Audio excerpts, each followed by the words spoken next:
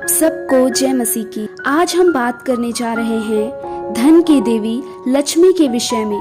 आखिर बाइबल क्या कहती है देवी देवताओं के विषय में, क्योंकि भारत के अधिकतम राज्य में लोग इस देवी के विषय में, जिसे लक्ष्मी बोलते हैं, अपने घरों में या गाड़ियों में या दुकानों में बड़े उम्मीद के साथ लगाते हैं कि धन संपत्ति मिले करके।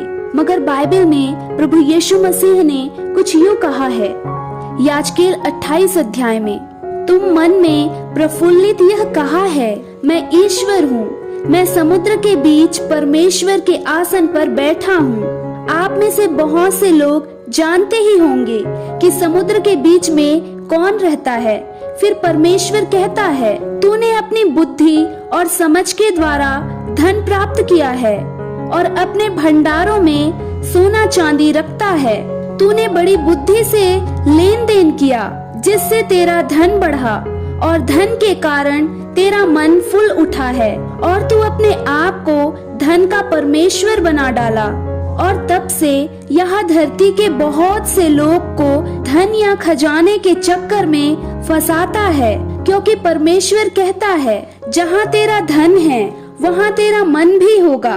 क्योंकि कोई भी ये दो स्वामी की सेवा नहीं कर सकता। ये वही देवी देवता है जिसे बाइबल में इब्लीस अर्थात पैठान जो एक साथ रहते हैं, वही कहते हैं। यह धन और वैभव के लिए पृथ्वी के लोगों को, राजाओं को, अधिकारियों को, भाई बहन को, बाप बेटे को लड़वाता रहता है, मरवाता रहता है। इसके सबसे खतरनाक 3 हथियार होते हैं। हालेलुया। 3 सबसे खतरनाक होते हैं। पहला गर्ल, दूसरा गोल्ड और तीसरा ग्लोरी। हालेलुया। ये तीनों हथियार में से जो विश्वासी भाई बहन अगर बच जाए, वह निश्चय जीवन के मुकुट को प्राप्त करेगा। एक विश्वासी के जीवन में तीनों हथियार छोड़े जाते हैं, जिसे देने की प्रतिज्ञा प्रभु ने किया है। वो मुकुट को देने की प्रतिज्ञा प्रभु ने किया है। यही इब्लीस, जिसे लूसीफर ने धन के ऊपर मुखिया ठहराया है।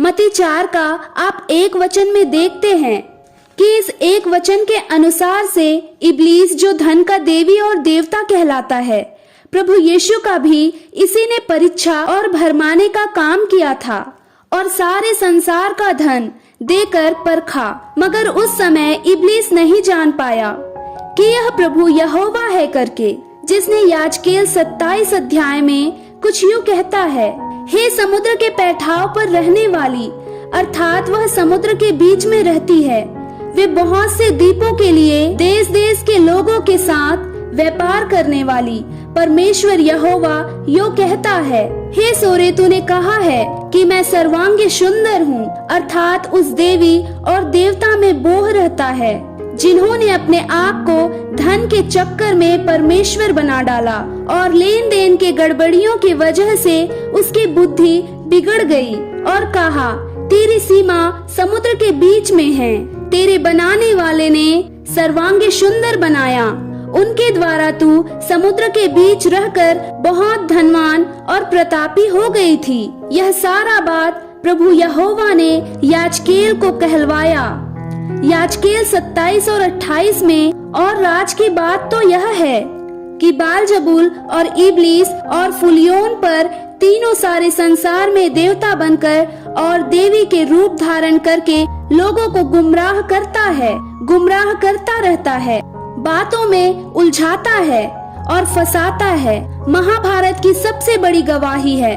महाभारत जैसे भाई भाई को लड़वाने के लिए, उलझाने के लिए और फंसाने के लिए यही उकसाता है, उसके लिए उकसाना आम बात है। अगर आपके भी परिवार में धन के रूप में या और किसी चीज के रूप में अगर किसी प्रकार की पूजा होती है, चाहे वह लक्ष्मी हो या कुबेर ही क्यों ना हो, तो अपने और अपने परिवार वालों के लिए लगातार आप परमेश्वर से प्रार्थना करें, क्योंकि परमेश्वर ने उनके विषय में कहा है, मैं तेरी शोभा और चमक धमक पर तलवार चलाऊंगा और तुझे डुबा दूंगा।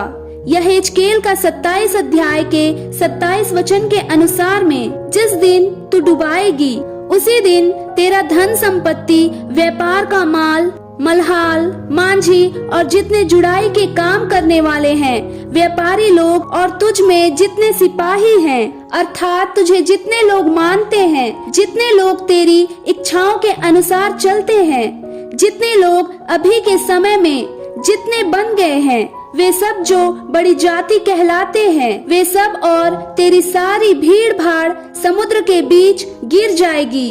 हालेलुया।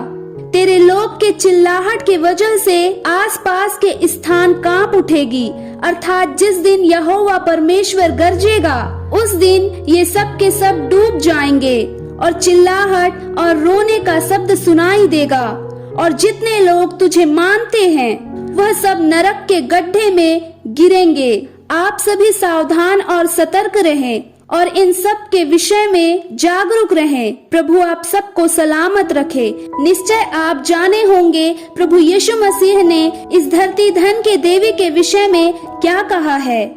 आप सबको प्रभु सलामत रखे। आमीन।